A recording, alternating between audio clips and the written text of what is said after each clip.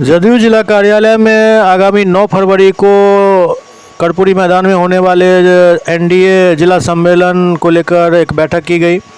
बैठक में कार्यकर्ताओं को इस सम्मेलन में ज़्यादा से ज़्यादा लोगों और कार्यकर्ताओं के साथ भाग लेने के लिए निर्देश दिया गया। प्रेस और मीडिया के साथी भी वहां पहुंच चुके हैं। हमें वहां जाना है, माननीय मंत्री मदन सहनी जी को भी वहां जाना है। हम मीटिंग को और चलाना चाहते थे, थोड़ा मौसम के कारण आप साथियों ने ही आने में थोड़ा लेट किया।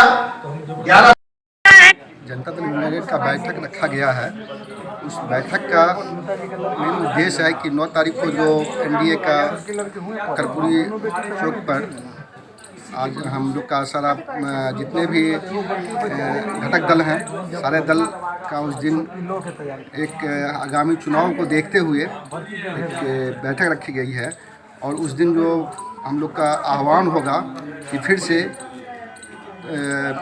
मतलब बिहार में अगर सरकार बने तो एनडीए का सरकार बने। इसी के लिए हम लोग का 9 तारीख को 9 फरवरी को सारे घटक दल हम लोग एक साथ मिल करके बैठक कर रहे हैं। आपका परिचय? नवनीत कुमार सिंह, जिला प्रवक्ता दल।